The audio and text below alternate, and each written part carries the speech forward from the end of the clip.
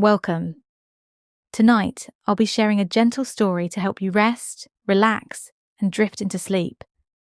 All you need to do is settle in, make yourself comfortable, let your body soften, and allow your mind to let go of the day. Take a slow breath in and out. Again, in and out. Now let's begin our story.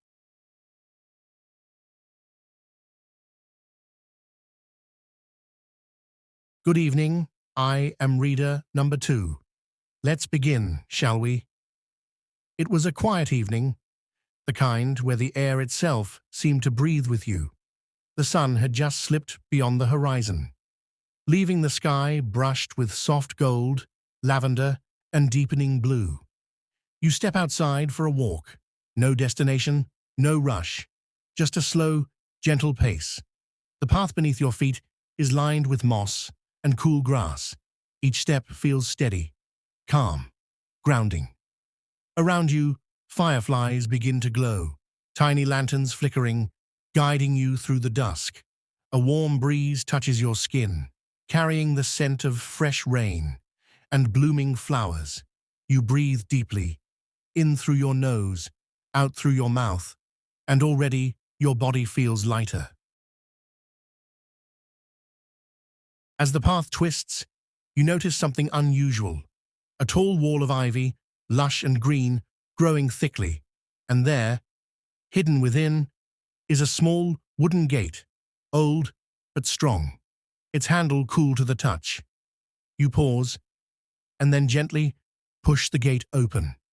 It creaks softly, like a whisper of welcome. Beyond the gate is a garden. Not just any garden, but one that feels timeless, secret, sacred.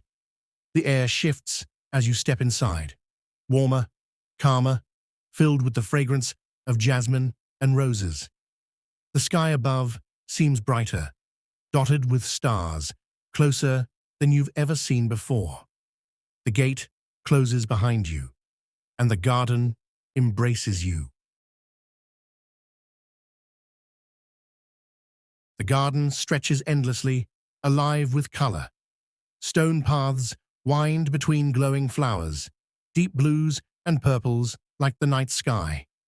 Soft golds and silvers shining faintly in the moonlight. Every plant seems to breathe, alive yet calm, swaying gently with the rhythm of the evening air.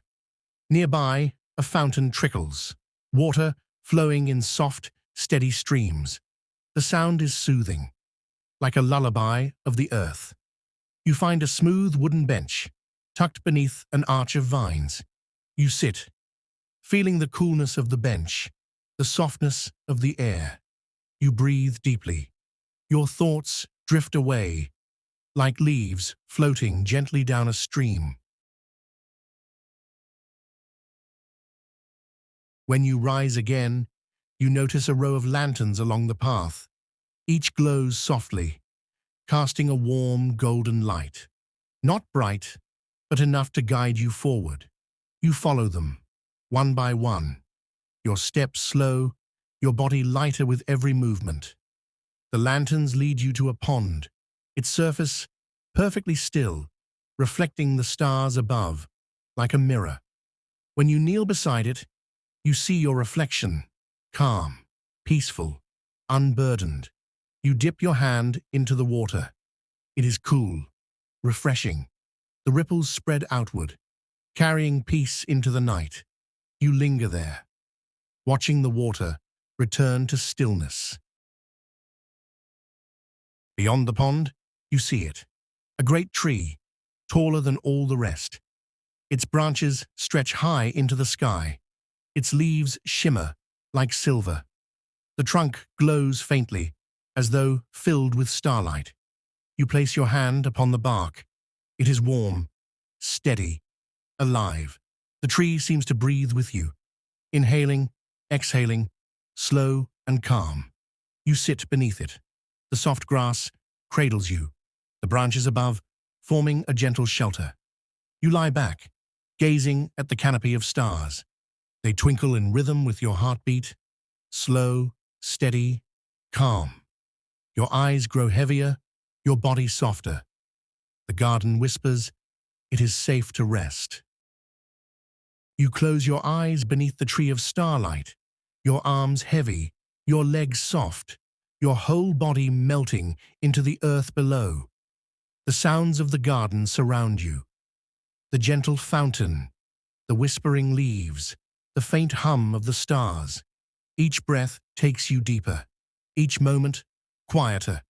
The tree sways above you like a cradle, its light wrapping around you, protecting you, lulling you into peace.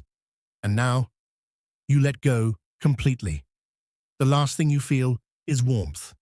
The last thing you hear is stillness. And the last thing you know is that sleep has found you.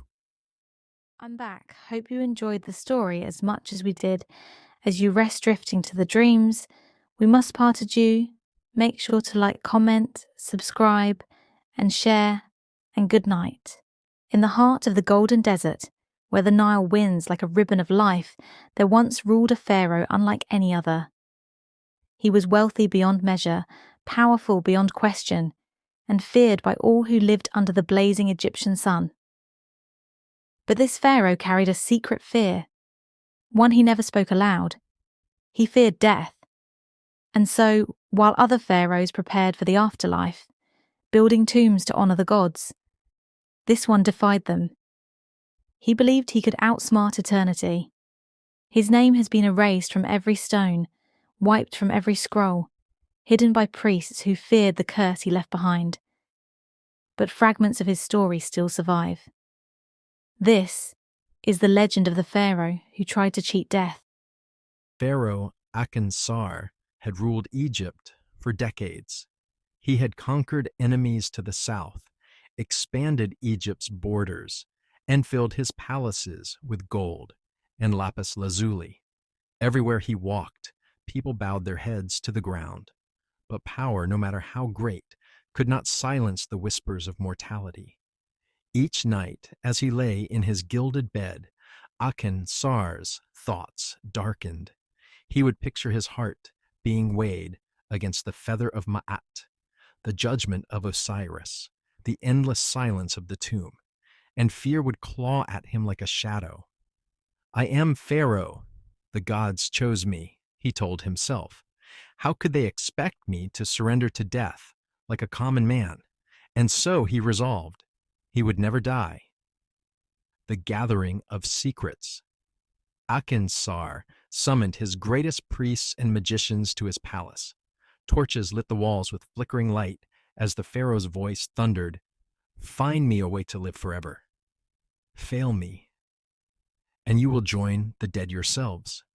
The priests bowed, terrified. They pored over ancient scrolls hidden deep in temple vaults. They found incantations older than the pyramids themselves, spells meant to protect the soul in its journey beyond. The magicians whispered of rituals so dangerous, even speaking of them could bring curses. But Akensar demanded more. "I will not trust the gods with my soul," he declared. "Build me a tomb so strong it can hold death itself. Brew me potions that make my blood eternal. Carve spells that bind my spirit to this world." And so work began. The architects designed a pyramid greater than all others, hidden deep in the desert, far from the Valley of Kings. Its walls were lined with black granite, harder than any stone, inscribed with symbols not of prayer but of defiance. The magicians ground gold into dust, mixing it with rare herbs. They brewed potions that shimmered like sunlight in jars. The pharaoh drank them eagerly, believing each swallow chained him further to life. And in the heart of his unfinished tomb, statues were raised, statues of gods, not in worship, but in prison. Chains of stone bound them, their eyes carved shut. It was said Akensar meant to capture even Anubis himself. Years passed. As other men aged, Akensar seemed untouched by time. His skin unwrinkled, his voice powerful, his step firm. The people began to whisper, "The pharaoh cannot die. He is more than a man. He is eternal." Some bowed to him as a god. Others trembled, believing he had cursed the land. for strange things began to happen. The Nile's floods grew weaker, starving the fields.